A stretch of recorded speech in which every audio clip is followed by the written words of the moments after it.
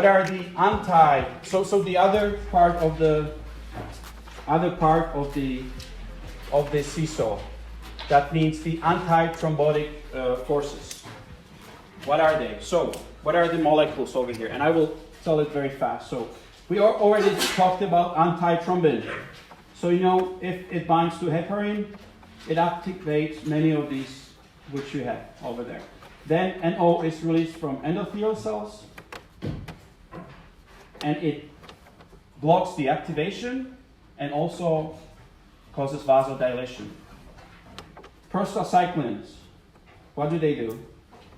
Also block activation. Okay? Yep.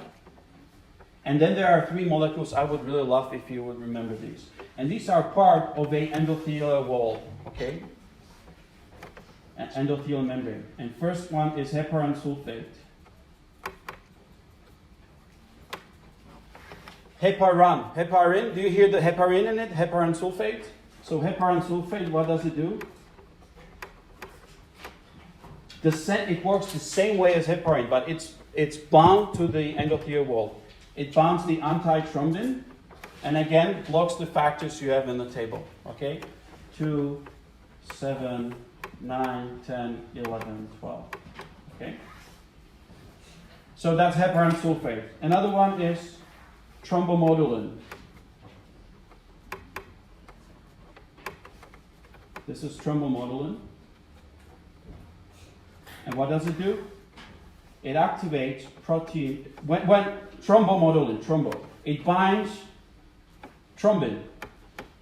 And you know what does it do to thrombin? Normally, thrombin is the engine, in a way, of the coagulation cascade. But when thrombin binds to endothelial cells, which are near the location of the process, it turns off the thrombin function when it's bound to the endothelial cells, to the thrombomodulin.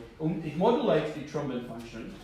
And instead of that thrombin would cut the factors we mentioned, it starts to activate protein C and S. Okay? So it totally inverts the function of thrombin, activates protein C and S, and thus inactivates factor 5 and 8. Okay?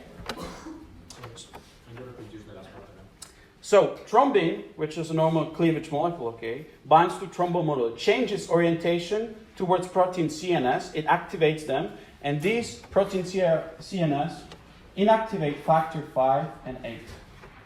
Okay? This will be important. That's for Leiden. That's important for Leiden to know. Okay, for example. Okay?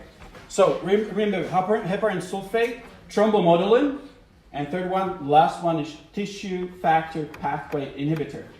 Okay? Tissue factor pathway inhibitor. This is a molecule which is bound to the endothelial wall. As well, it's a bit secreted into the bloodstream, and it inhibits tissue factor, so it inhibits the extrinsic kinase. XA's block.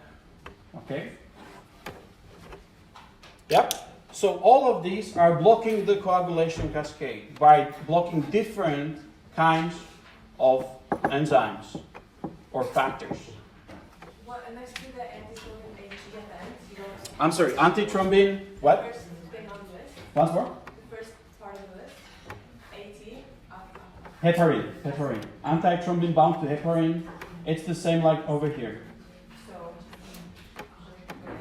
But heparin is floating in the bloodstream. You give it. So it blocks all of those. Yes. And thrombomodulin, it's on your endothelial cells.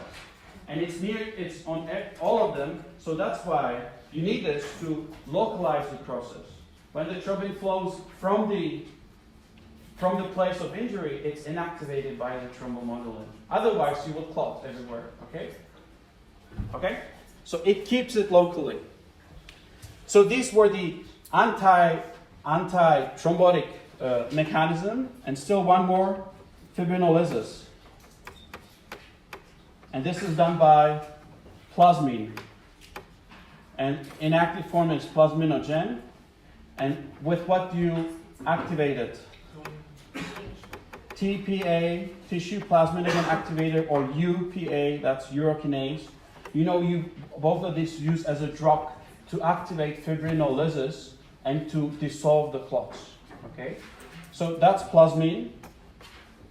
One more comment on this. If plasmin destroys the mesh of fibrin fibers, what you will get, if the plasmin comes and destroys the fibrin mesh, you'll get fibrin degradation end products.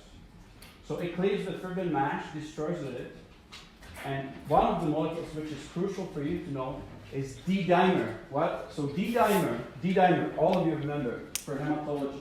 D-dimer is a product of plasmin when it cleaves the fibrin fibers already made, fibrin polymers. What does it tell you?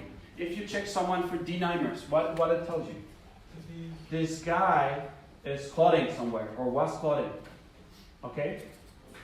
So, in a way, but unfortunately, D-dimer is increased every time. If you have just a trauma or whatever, you can have increased D-dimer. But when will you use it? It's great. If you want to exclude, for example, DVT. If someone comes to you and he says, well, my leg hurts over here, I'm not feeling it hurts, you do D-dimers, and if they're negative, it's not DVT. Okay? So it's great for excluding something. The negativity is great. Positivity, you never know. It can be, you can have any process in your body, it can be increased. But if it's negative, that's important for you. So remember D-dimer, product of plasmin. So it tells, if someone has increased D-dimers, it tells you, well, there's a fibrin formation somewhere, or was. How do you spell the line from plasminogen to plasmin? Plasminogen to plasmin, because these enzymes, TPA, or UPA, that's urokinase, these activate plasminogen to plasmin, and plasmin is the active form of the enzyme, okay? So this, I know this was hell, but let's get to more, but this is crucial for today. So, so those were the antithrombotic mechanism, and still tests. So, thanks for watching, and don't forget to subscribe and ring that bell. And as always, check the description below for supplementary questions and other materials.